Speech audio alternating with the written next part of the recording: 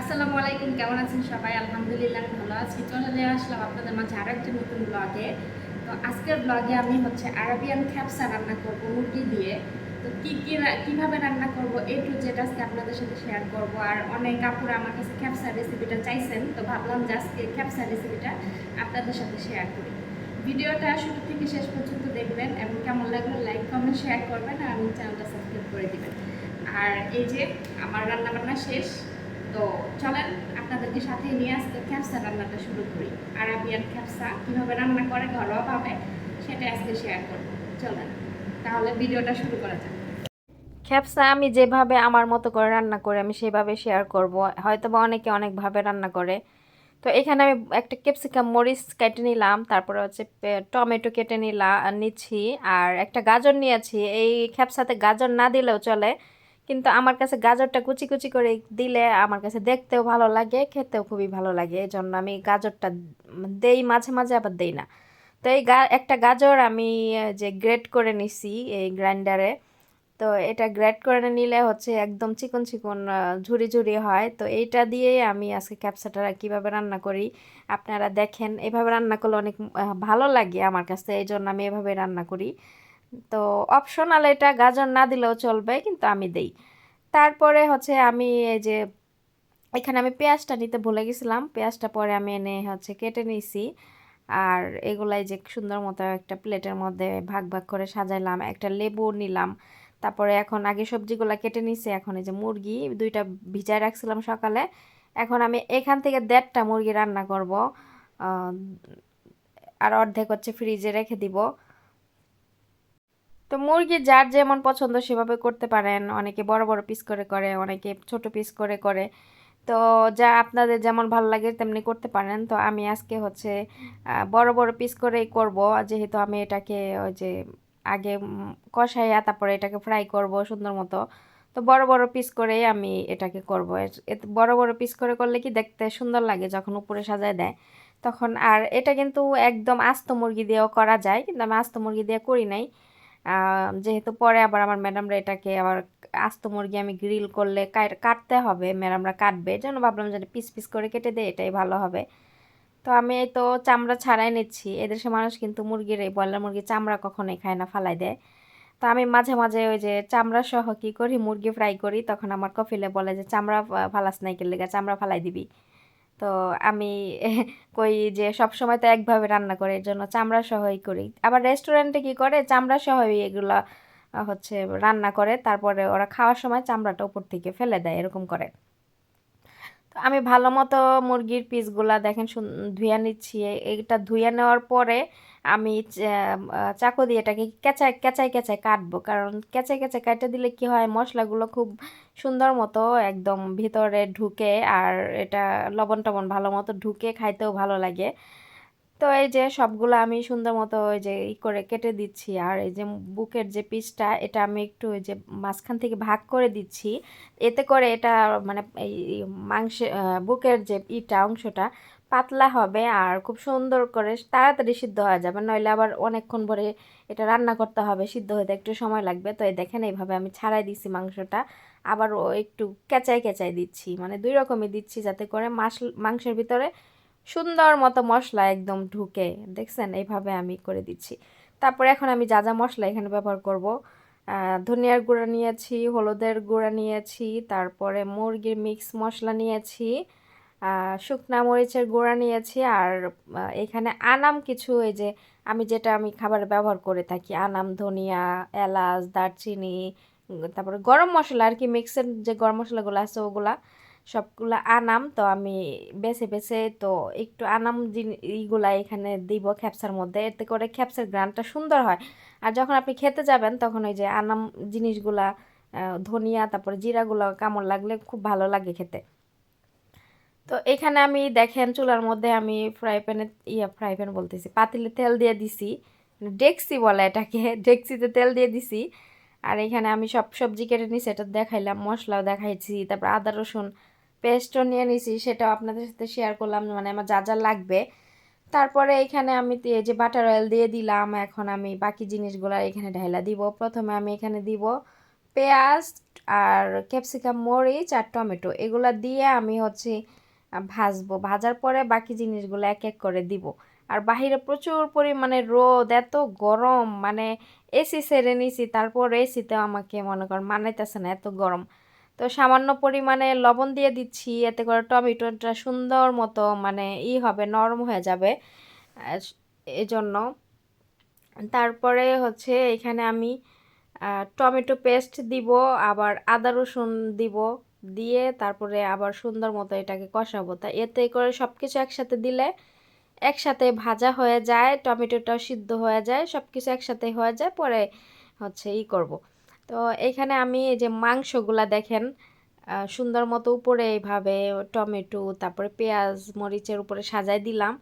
দেওয়ার পরে এটা আমি সুন্দর মতো উল্টায় দিব। দেখেন এইভাবে আমি চিমনি দিয়া উল্টায় দিচ্ছি। তো এভাবে উল্টায় দিয়ে এইখানে আমি কিছুক্ষণ ভেজে পরে বাকি জিনিসগুলো আমি এখানে দিব।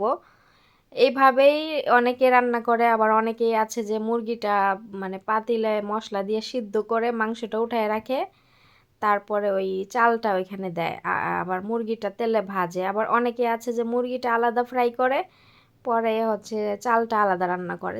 এক একজন এক এক রকম রান্না করে, তো আমি যেভাবে রান্না করি সেটাই শেয়ার করতেছি।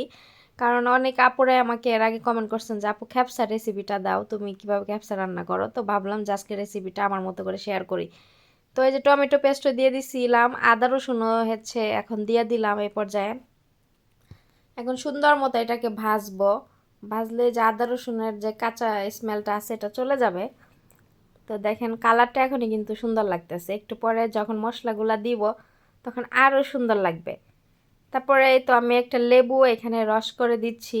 লেবু দিলে কি হয়, মাংসের টেস্টটা ভালো হয় আর ভাল লাগে খেতে। আর আরব দেশের আরবিরা হচ্ছে ওদের ফ্রিজে আর কিছু থাক বা না থাক লেবুটা থাকবে, কেননা ওরা সব খাবারে লেবু ব্যবহার করে, লেবু ছাড়া কোনো খাবারই ওদের সম্পূর্ণ হয় না। আর আমার ওরা এই লেবু দিয়ে রান্না করতে করতে অভ্যাস হয়ে গেছে, আমার লেবু না দিলে আমার মনে হয় যে আমি কি যেন দেই নাই, এরকম মনে হয়।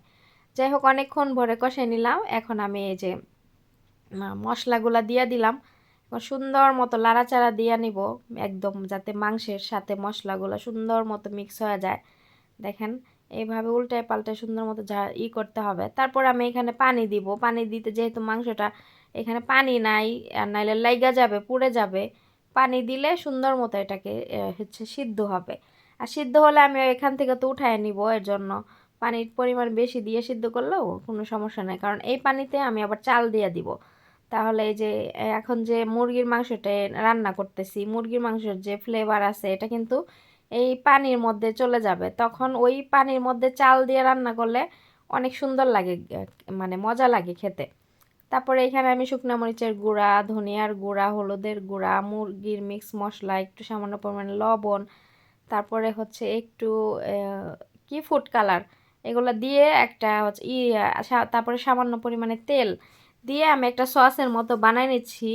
বানাই নেওয়ার পরে এইটা আমি বানাচ্ছি কেন, কারণ আমি যে মুরগির মাংসটা কষাচ্ছি, কষানো হয়ে গেলে আমি ওগুলো উঠাই নিব। উঠাই নিয়ে তারপরে এই যে এই সসটা, যে মশলার যে সসটা, এটা আমি ব্রাশ দিয়ে মাংসের উপর দিয়ে ব্রাশ করে করে দিব। এতে করে মুরগির মাংসের যে কালারটা অনেক সুন্দর আসবে, একদম পারফেক্টভাবে একটা মানে রেস্টুরেন্টের মতো একটা কালার আসবে। তো এখানে আমার ম্যাডাম হচ্ছে ইস্ট নিয়ে আসছে। তো আগে যে ইস্ট নিয়ে আসছিল ওইটার অনেক বেশি গন্ধ, খাবার ওইটা দিয়ে বানাইলে অনেক বেশি গন্ধ হয়। তো এবার এই যে এই ইস্টটা আমি আনতে বলছি, এটা অনেক ভালো, এটা কোনো মানে এত ব্যাড স্মেল নাই, এটা অনেক ভালো। পরে আনছে, তো আমি আবার বয়ামে ঢেলে রাখলাম। তারপরে এদিকে আমি মাংস ওই দিক দিয়ে কষানো হচ্ছে, আর এদিক দিয়ে আমি সালাদগুলো বানাই নিচ্ছি। সালাদ হচ্ছে খালি খাস পাতা আর হচ্ছে 3টা শসা নিয়েছি ছোট ছোট সাইজের। সবসময় বড় সাইজের শসা হইলে 2টা নেই, আর ছোট সাইজের হলে 3টা নেই। আবার অনেক সময় একটা দিয়েও বানাই, কেননা আগে সালাদ অনেক সময় ম্যাডামের মেয়েরা খায় না, ফালাই দেয়। ম্যাডাম খায় আর আমি খাই, আর ওরা বেশি সালাদ পছন্দ করে না, মেয়েরা, ওরা ফালাই দেয় পরে সালাদ, এই জন্য কম করেই বানাই। তো এই তো শসাগুলো কুচি কুচি করে কেটে নিচ্ছি। তো সালাদ বানানো তো এখানে হয়ে গেল, ওইদিকে মাংসের কি অবস্থা সেটাও হচ্ছে দেখবো। তা আমার সালাদ আমি দেখেন এই বাটিতে নিয়ে নিচ্ছি, আমারটা আমি আলাদা, আর বাকিগুলো আমার ম্যাডামদের জন্য এখানে রেখে দিচ্ছি। তো এখন আমি এটাকে ঢেকে রাখবো, তারপরে আমার বাকি কাজগুলো আমি ওইদিকে সম্পূর্ণ করব। তো এই দেখেন আমার মাংস সিদ্ধও কিন্তু হয়ে গেছে, আমি এক এক করে উঠাই নিচ্ছি। প্রথমে যে লেগ পিসগুলো উঠাই নিচ্ছি, একদম লেগ পিসগুলো কিন্তু আগে সিদ্ধ হয়ে যায়, খুব তাড়াতাড়ি সিদ্ধ হয়ে যায়। তো হলো আমি পরে একটা সেনিয়ে নিছি, সেনির ভিতরে আমি এটা উঠাই নিচ্ছি।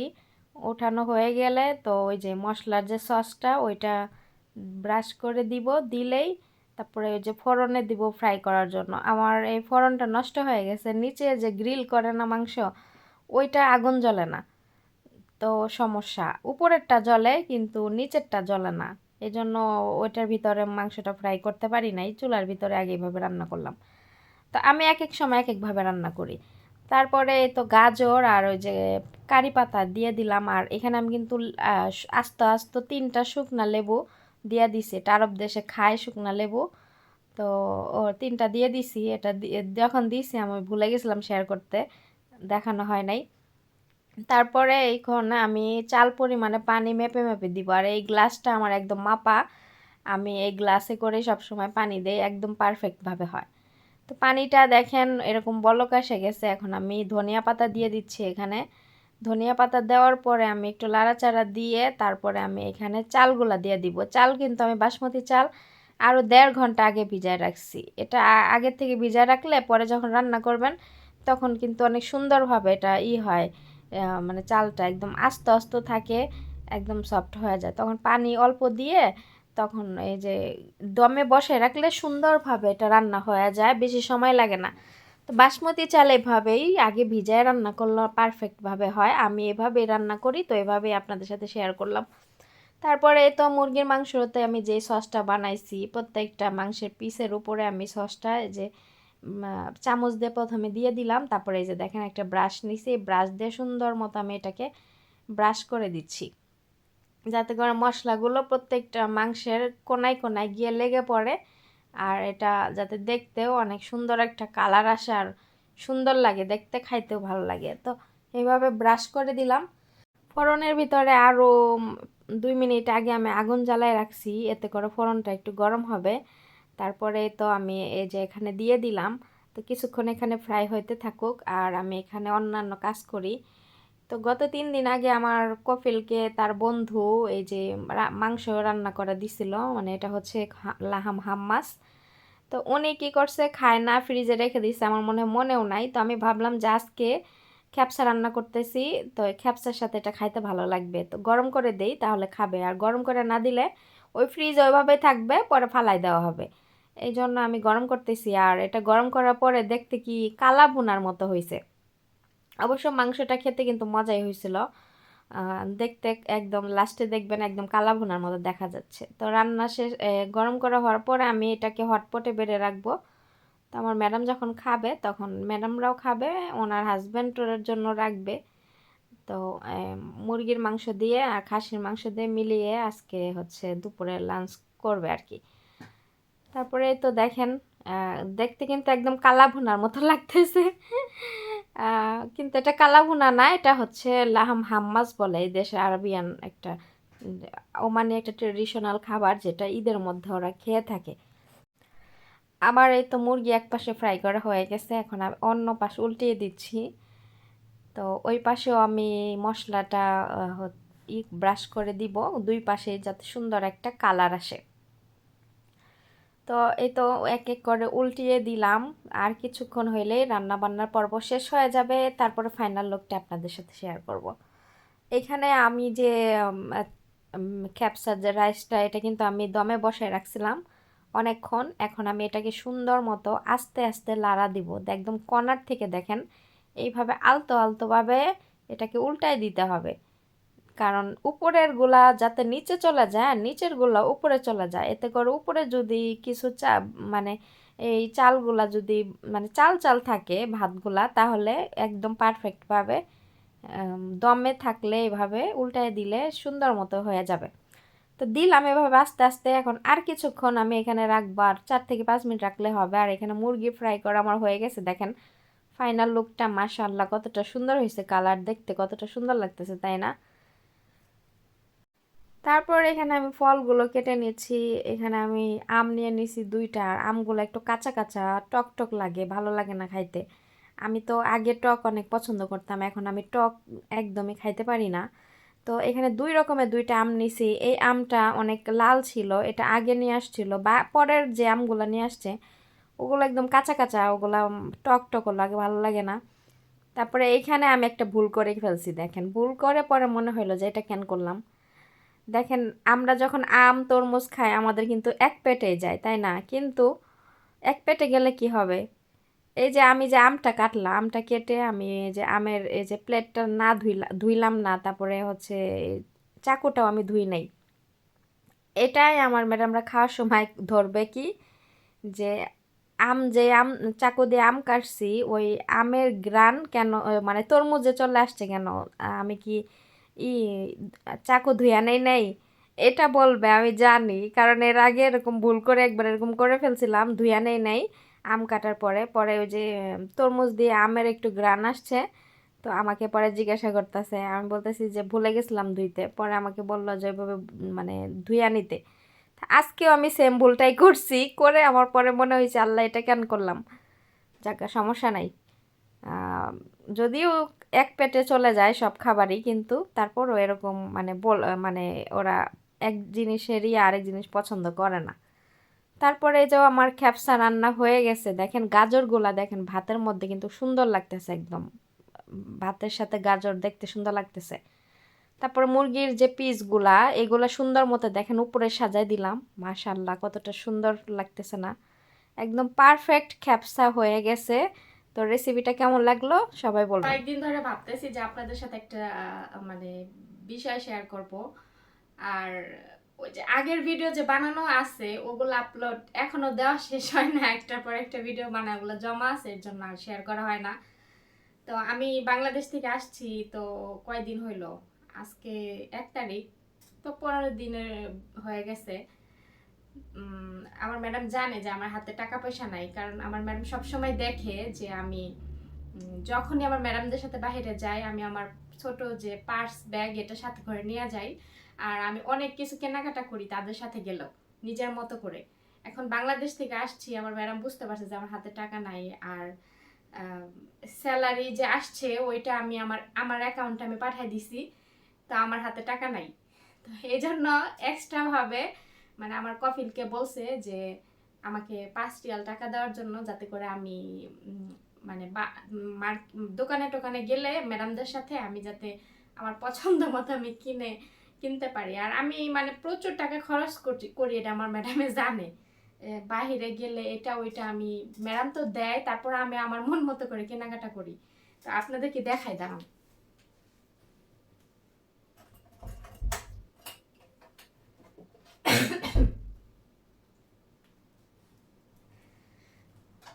স্যালারি তো মানে আলাদা দিছেই, তারপরে আবার এক্সট্রা ভাবে 5 রিয়াল টাকা দিছে। 5 রিয়াল টাকা কিন্তু বাংলাদেশের, এই দেশে কম শোনা যায়, কিন্তু বাংলাদেশের 1,000-1,500 টাকার মতো 5 রিয়াল। সার্চ দিয়ে দেখতে হবে, আমি বুঝি না এত মানে ই কনভার্ট করলে কত আসবে জানি না, আমার মনে থাকে না সত্যি। যাই হোক, এই যে টাকা, ওমানি আরব দেশের টাকা, এই যে এদেশের সরকারের ছবি। তো এই যে 5 রিয়াল টাকা দিচ্ছে। আর আমি যখন বাংলাদেশে গেছি তার আগেও আমার কাছে হচ্ছে 5 রিয়াল 200 পয়সা ছিল এই যে আমার ব্যাগে।